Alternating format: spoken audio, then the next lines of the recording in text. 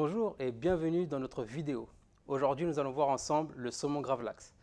Mais avant de commencer la recette, je vais vous demander de liker cette vidéo, de vous abonner à notre chaîne et d'activer la cloche pour suivre toute notre actualité. C'est parti pour la recette. Alors, qu'est-ce que le saumon gravlax? Le saumon gravlax est un saumon qui va cuire par un mélange de sucre et de sel. Vous allez retrouver la même chose avec la morue, donc tout ce qui va être les poissons à conservation par le sel. Donc la conservation par le sel cuit également votre aliment, tout comme ce mélange sel et sucre. Ou encore, vous pouvez trouver d'autres méthodes de cuisson qui va être aussi par le citron. D'accord? Sachez que le citron cuit votre préparation. Attention, quand on parle de cuisson, ce n'est pas une cuisson à haute température qui va tuer toutes les bactéries. Là, on est vraiment sur une cuisson dite à cru. D'accord? Donc, c'est vraiment le sel et le sucre ou le citron qui vont bien faire cuire notre poisson. Excusez-moi. Donc, vous allez avoir une belle croûte et à l'intérieur, vous allez avoir quelque chose entre le fumé, mi-cuit. C'est très intéressant. C'est un plat qui est souvent utilisé pour les fêtes, notamment pour les fêtes de Noël. Mais j'ai donné déjà trop d'infos, je vais déjà vous présenter tout ce qu'il y a à côté de moi. Donc là, j'ai une belle pièce de saumon. Là, j'ai environ 2 kg. Donc oui, là, on peut être sur du 8-10 personnes, facile. Ensuite, là, j'ai un mélange temps pour temps sel et sucre. Donc vous pouvez utiliser du sel fin, moi je préfère le gros sel au sel fin. Ici, j'ai un peu d'aneth hachée, d'accord. Je vais avoir un peu de cumin. Et là, je vais avoir un mélange de 5 baies et de poivre. Donc ce sont en grains, je les ai juste légèrement concassés pour en extraire bien le goût. Et là, je vais avoir moi ma petite touche personnelle, du citron vert. Donc je vais venir zester et je vais venir mettre quelques rondelles de citron au-dessus avant de le filmer pour vraiment lui donner un bon goût et une bonne fraîcheur de citron. Je me suis préparé donc ma râpe, un petit gant pour pouvoir mélanger plus facilement et venir mettre mon mélange sur mon poisson et bien entendu mon cul de poule, c'est là où je vais réaliser mon mélange.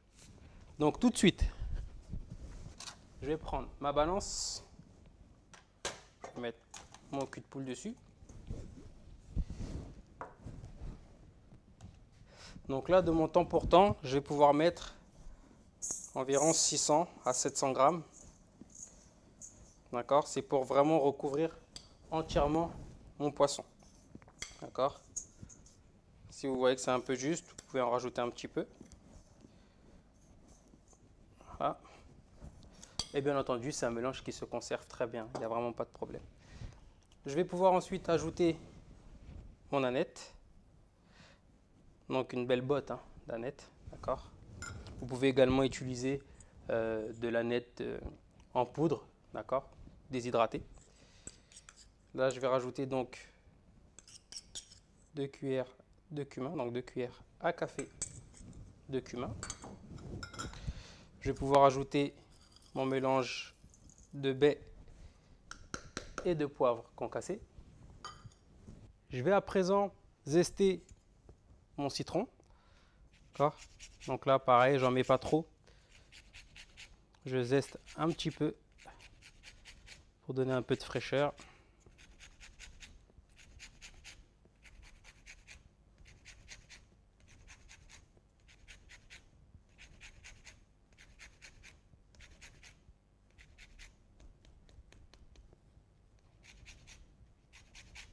Et voilà. Bien entendu, les quantités qui vous sont données sont à titre indicatif.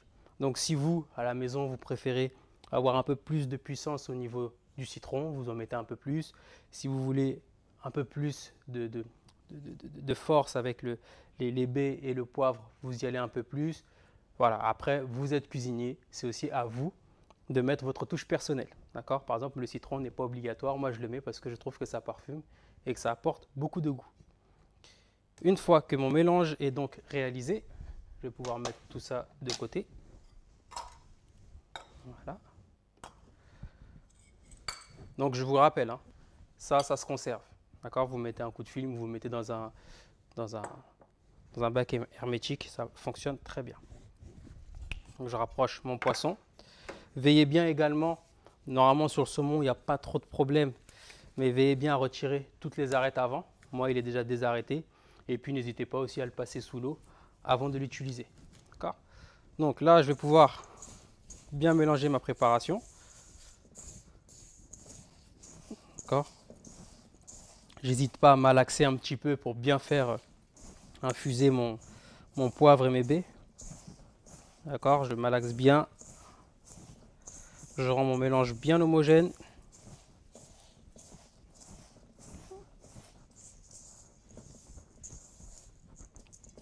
Hop, je garde mon gant. Et là, je vais pouvoir donc verser ma préparation directement sur mon saumon.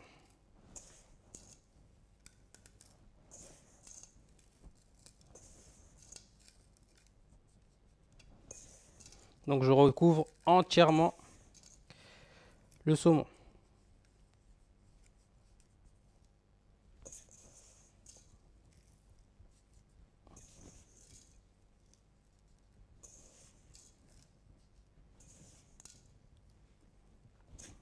Hop. Et je m'en garde un tout petit peu. Vous allez comprendre juste après pourquoi. Donc là, je vais me faire un tout petit peu de place. Je vais prendre ma planche. Je vais prendre un couteau, mon citron, et je vais pouvoir me couper des tranches. Donc là, sur l'épaisseur des tranches, 1 cm, c'est bien. Hein.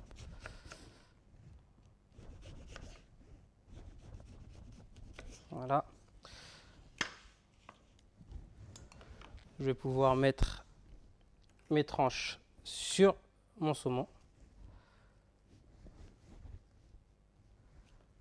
Comme ceci.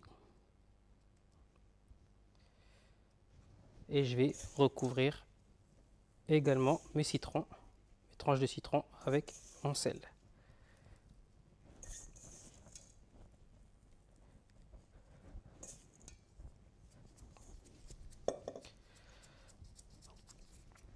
Voilà, une fois que vous êtes là, hop, ça, on peut retirer tout ça.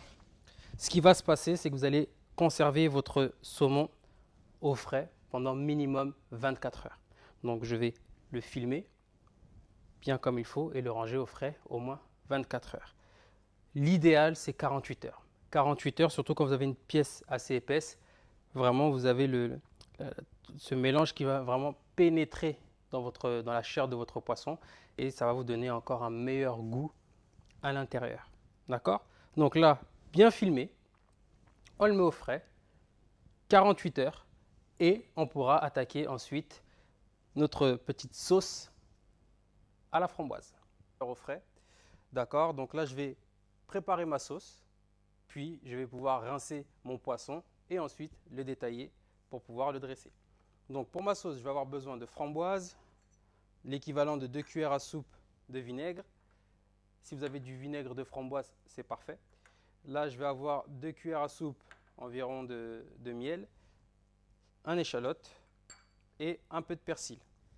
Bien entendu, un peu d'huile et de sel pour assaisonner et pour la cuisson de mon échalote. Donc je vais commencer par l'échalote.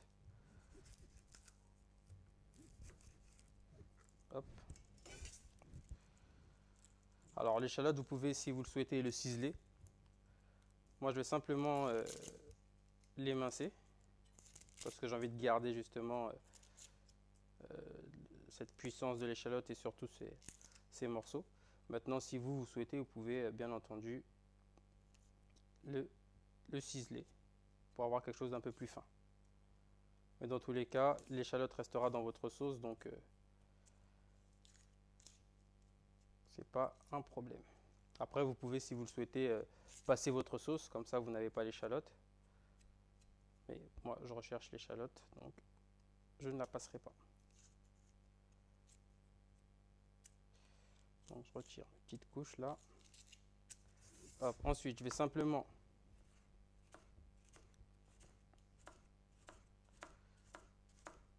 le tailler comme ça en petites rondelles. Donc le plus fin possible pour favoriser la cuisson. Et même gustativement en bouche, c'est beaucoup plus agréable.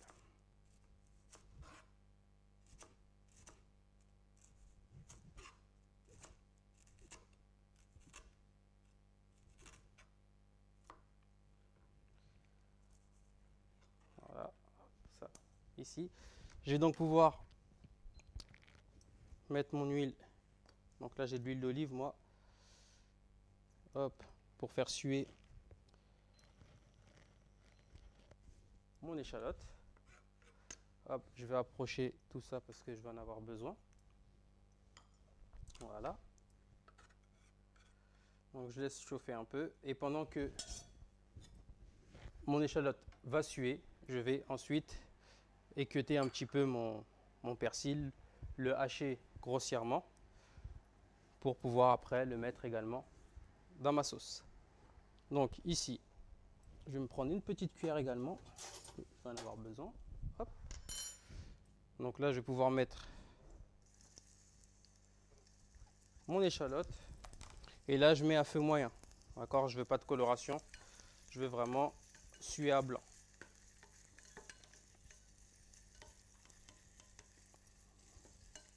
Voilà. Pendant ce temps, je vais m'occuper donc de mon persil. Donc je vais simplement l'équeuter.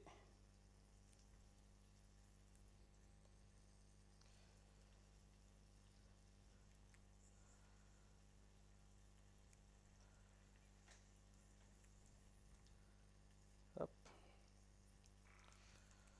Donc, bien entendu, selon la quantité réalisée, on n'est pas obligé de passer tout le persil.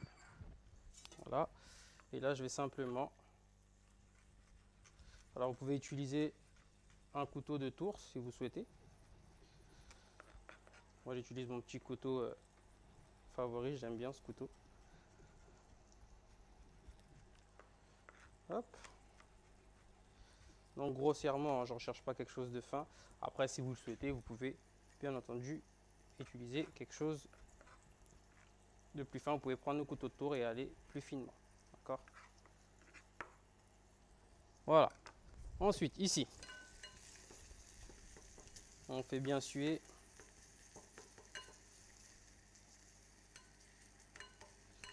Une fois qu'on a notre échalote qui devient translucide, hop, comme là, ça devient un peu plus translucide, je vais pouvoir ajouter mes framboises. Ce qui est bien avec cette sauce, c'est que vous pouvez utiliser des framboises surgelées. Là, moi, ce sont des framboises que j'ai congelées. Donc, parce que j'avais réalisé un entremets à base de framboises fraîches, il me restait des framboises. Et au lieu de les jeter, j'ai simplement congelé mes framboises et je les ai réutilisées, là, en l'occurrence, pour une sauce. Vous pouvez également les utiliser pour autre chose, excusez-moi. J'ai quelqu'un derrière la caméra, vous ne le voyez pas, mais... Très sympa tes chaussures. Parce qu'il s'est acheté une nouvelle paire et il voulait absolument me la montrer. Il n'a pas attendu un autre moment. Il s'est dit, bon, en plein tournage, c'est parti. Excusez-nous, ce sont les aléas du direct, même si on n'est pas totalement en direct. Donc ici, là vous voyez, donc du coup, ce qui est bien, c'est qu'en plus mes framboises, elles vont rejeter un petit peu d'eau. Voilà, donc je vais pouvoir concasser un petit peu, comme ceci. Voilà. Une fois que vous êtes là, vous pouvez donc ajouter le vinaigre. Donc c'est une sauce, c'est très rapide. Hein. On va avoir une sauce un peu sous forme de réduction. Elle est très rapide à préparer.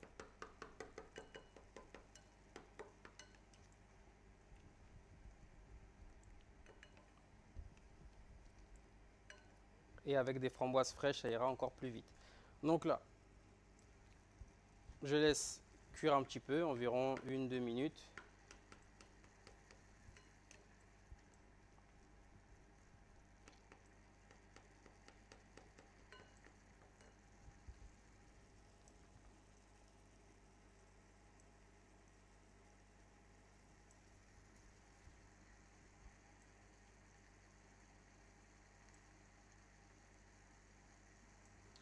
Voilà. Je vais pouvoir baisser mon feu. Donc là, je suis passé à feu doux. Je vais ajouter mon miel.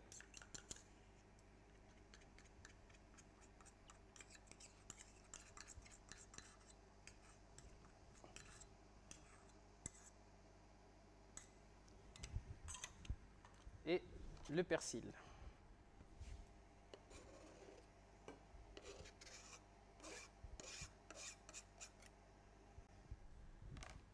Hop, bien mélangé.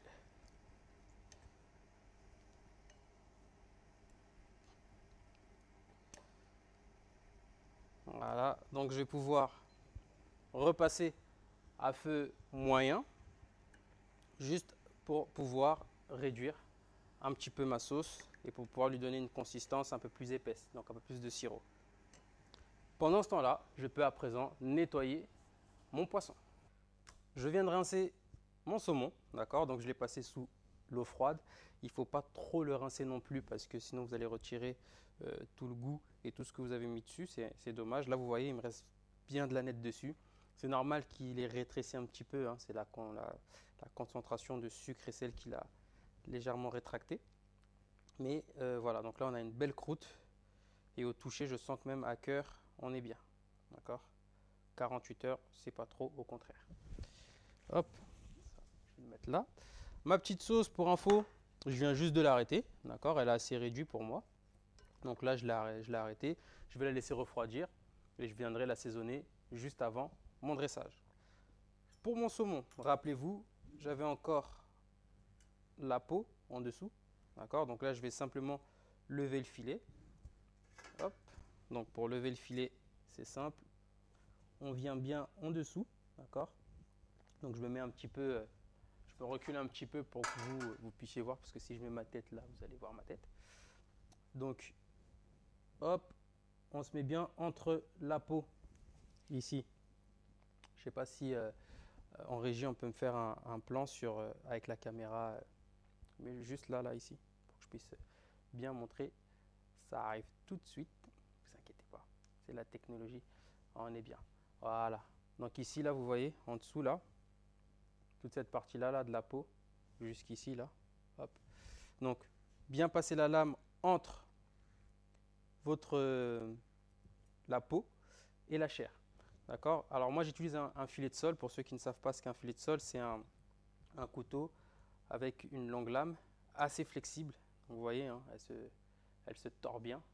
Ce qui permet justement de bien aller chercher votre peau en dessous. D'accord? Donc je vais d'abord inciser comme ça.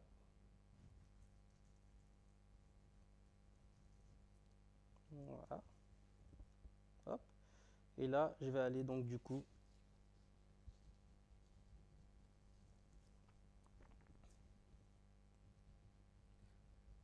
au plus proche de ma peau.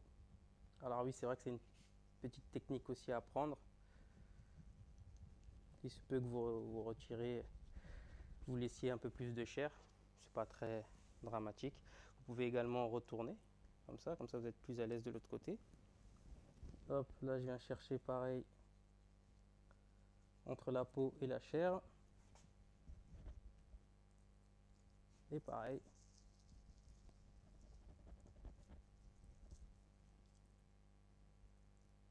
Et voilà. Donc là c'est ce qu'on appelle lever et filer un poisson. Hop.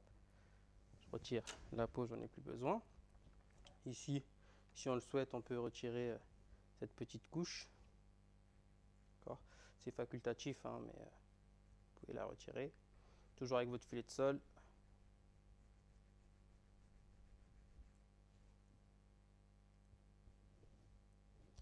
Hop.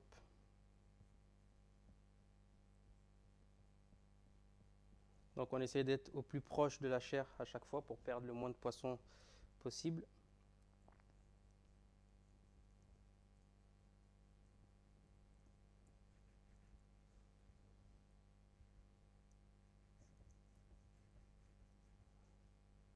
Et bien entendu, plus votre couteau est aiguisé, mieux c'est. On fait bien attention à ses doigts.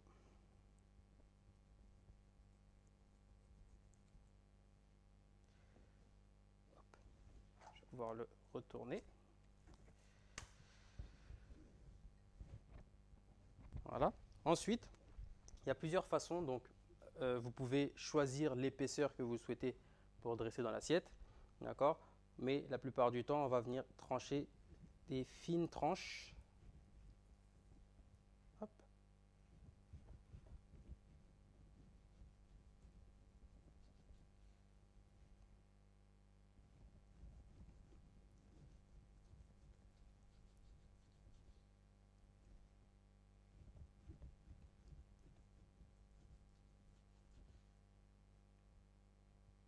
Voilà. Donc après, ça vous donne une tranche comme ça.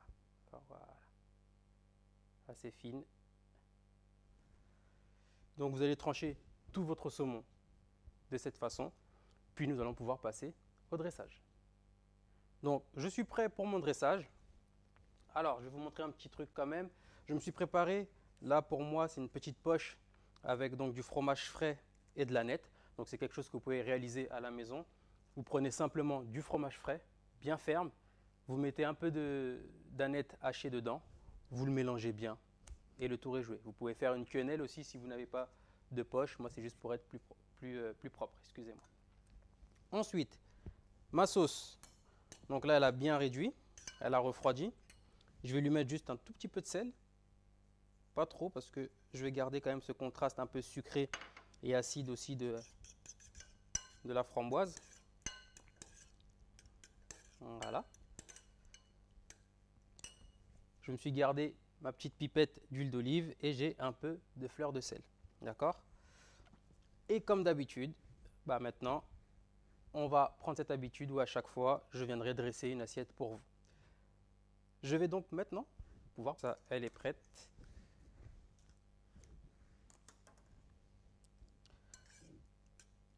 Donc, je vais commencer avec ma petite sauce.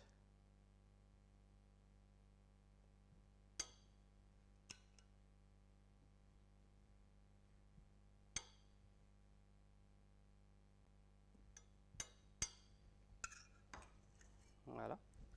Je vais mettre mes tranches.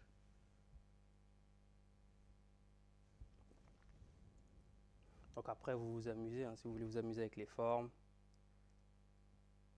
Vous voyez, là, je pars sur du standard. Vous pouvez, si vous le voulez, venir le mettre en chiffonnade. D'accord?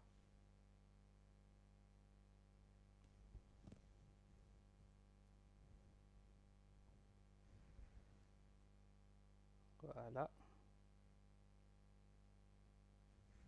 Hop. Ensuite, je vais pouvoir mettre un peu d'huile d'olive.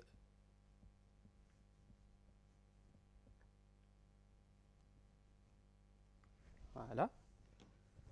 On va ajouter donc notre petite crème de fromage frais.